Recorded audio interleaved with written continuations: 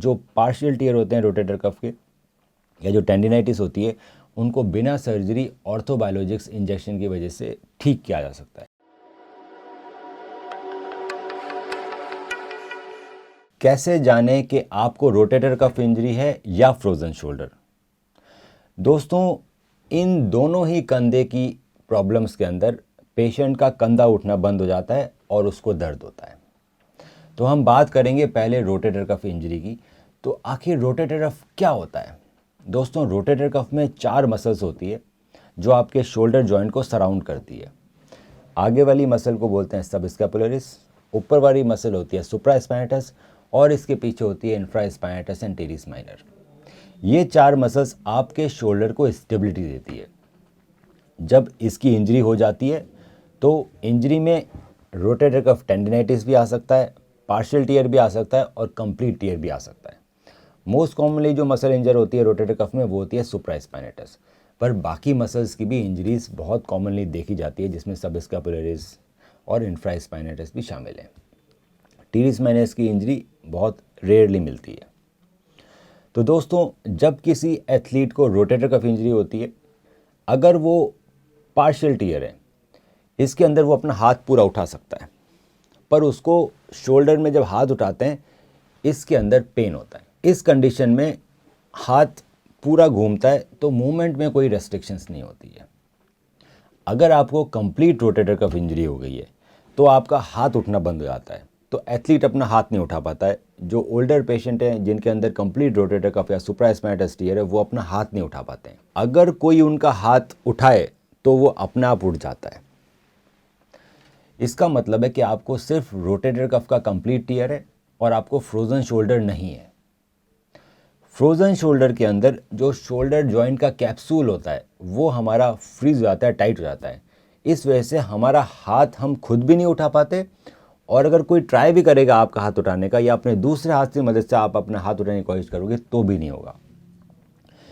अगर आपको ये दोनों चीज़ें जो कि ओल्डर पॉपुलेशन में बहुत ही कॉमनली मिलती है कि आपको रोटेटर कफ इंजरी भी हो गई, रोटेटर कफ इंजरी की वजह से आपने अपना हाथ उठाया नहीं 1-1.5 महीने से, और फिर अब आपको फ्रोजन शोल्डर भी डेवलप हो गया है, तो इसके अंदर कुछ टेस्ट जो कि रोटेटर कफ के स्पेसिफिक हैं, जैसे कि drop arm test, jobs test, ये पॉजिटिव आएंगे फिजिकल एग्जामिनेशन में। और साथ साथ आपका जो रेंज ऑफ मोशन है, एक्टिव और पैसिव, दोनों ही रेस्ट्रिक्टेड रहेगा। सो दोस्तों, क्या आपको रोटेटर कफ इंजरी है या आपको फ्रोजन शोल्डर है या आपको दोनों है, ये पता लगाना ईजी है। आप खुद भी बैठे बैठे पता लगा सकते हैं। अगर आपका कंधा नहीं उठ रहा है, अपने आप से नहीं उठ रहा है, पर कोई और जना आपके कंधे को उठा पा रहा है, इसका मतलब आपको सिर्फ और सिर्फ रोटेटर कफ का कंप्लीट टियर है, फ्रोजन शोल्डर नहीं है। अगर आप अपना हाथ उठा पा रहे हैं किसी भी लेवल तक, पर वो एक लिमिट के बाद ऊपर नहीं जा रहा, इसका मतलब आपको फ्रोजन शोल्डर है और रोटेटर कफ इंजरी नहीं है। वहीं अगर आप अपना हाथ अपने आप भी नहीं उठा पा रहे और जब कोई दूसरा आपका हाथ उठा रहा है तो भी इस या इस एंगल के ऊपर नहीं जा रहा, इसका मतलब आपको दोनों है, रोटेटर कफ इंजरी और फ्रोजन शोल्डर। अगर आपको किसी भी तरह के सिम्टम्स आ रहे हैं या आपके दोस्तों को या आपके परिवार वालों को इस तरह के सिम्टम्स आ रहे हैं, तो आप एमआरआई करवाइए और एमआरआई की रिपोर्ट हमें भेजिए। हम आपको बताएंगे कि आपके लिए बेस्ट इलाज क्या होगा। आजकल जो पार्शियल टियर होते हैं रोटेटर कफ के या जो टेंडिनाइटिस होती है, उनको बिना सर्जरी ऑर्थोबायोलॉजिक्स इंजेक्शन की वजह से ठीक किया जा सकता है। ये जो इंजेक्शन होते हैं ये हम आप ही के ब्लड से बनाते हैं, जिसके अंदर प्लेटलेट्स होते हैं, और वो जब हम शोल्डर में इंजेक्ट करते हैं तो वो आपके पार्शियल टियर को रीजनरेट कर देते हैं। इसके अंदर किसी भी तरह का साइड इफ़ेक्ट नहीं होता है क्योंकि ये आप ही के ब्लड प्रोडक्ट्स हैं।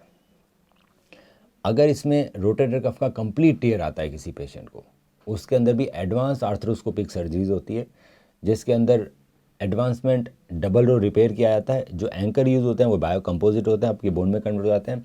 साथ में double row repair speed bridge technique से जब किया जाता है तो फाइबर टेप इंटरनल ब्रेस का फिक्सेशन बहुत ही स्ट्रॉन्ग रहता है और इसमें आपकी रिकवरी बहुत जल्दी आती है और आपको बहुत लंबे समय तक हाथ को इमोबिलाइज करने की ज़रूरत नहीं है आफ्टर द सर्जरी। तो दोस्तों, अगर आपको इस तरह की कोई भी प्रॉब्लम है, तो आप हमें अपनी एमआरआई भेज सकते हैं और हम आपकी पूरी मदद करेंगे।